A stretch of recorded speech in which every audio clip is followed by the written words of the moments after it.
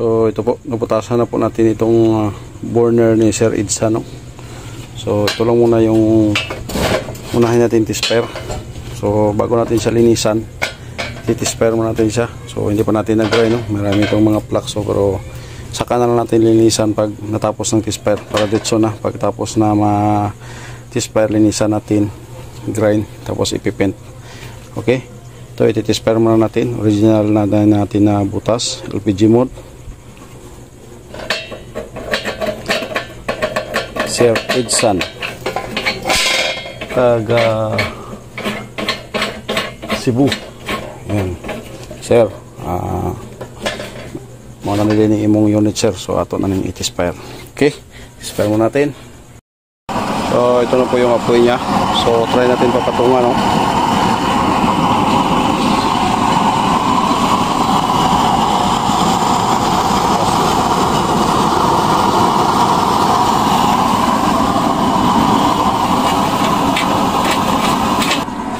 Ito yung order ni Sir Idsa, taga Cebu. So sir, ito na po yung order niyo, sir. So napakaganda po ng apoy. Yan. So, try natin pa pull.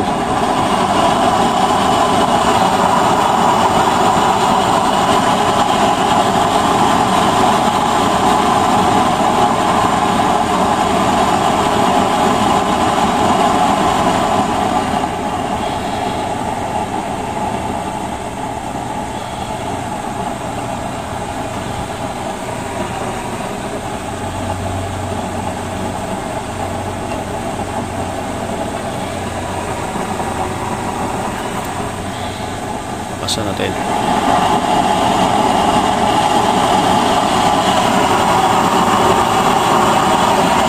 Masuk.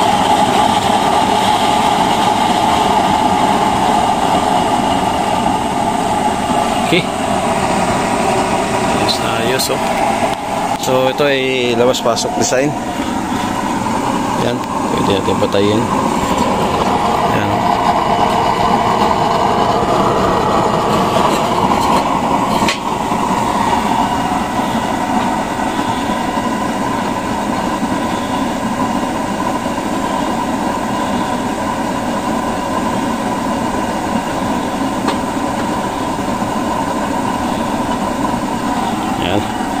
Yes.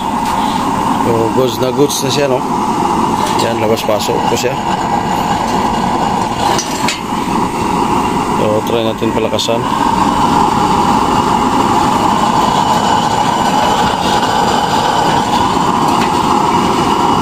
Goods, ayos. Ayan, ganda ng apoy, oh.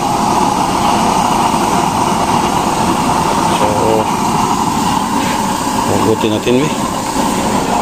Wow, ayos na ayos ang apoy niya. Pwede natin pang dalhin sa labas, oh. Yan, tingnan natin sa kung may carbon o wala. Kung may carbon ganyan, pwede na lang po siya tanggalin at i-tutak sa gilid. Grabe kaganda. Ayos na ayos, no? So nasa kan lang po yung blower niyan. Lagay natin sa pole. Uy, mayroon na palang tumulo, tumagas na pala, oh. Lagay natin i-pole. Ayan.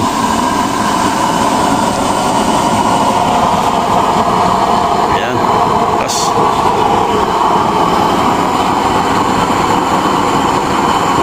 Ayos. Okay, ayan, sir.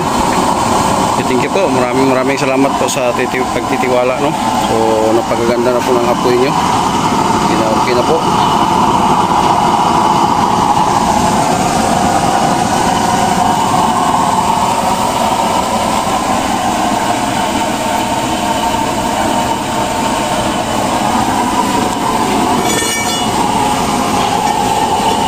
Shoutout po pala sa lahat ng gumagawa ng kalan, no?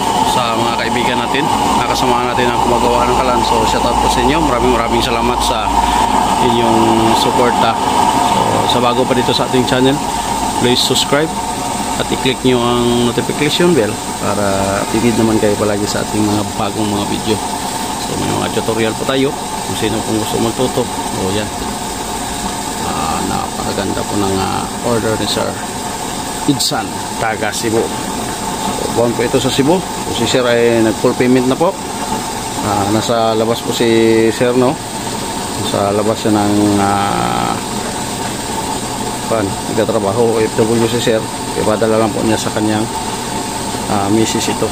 So yan, turuan na natin si ma'am paano mag ito. Ma'am, ganito po ma'am, kung i-kuan dito po sa blow wheel yung control ng apoy at saka dito sa wheel, kung gusto niyo palakasan yung wheel nya, pull nyo yung dito, papawin dito pag apaw doon, so i-control nyo na yan, tapos dito pull nyo na din, ganyan, lakas ng apoy nya.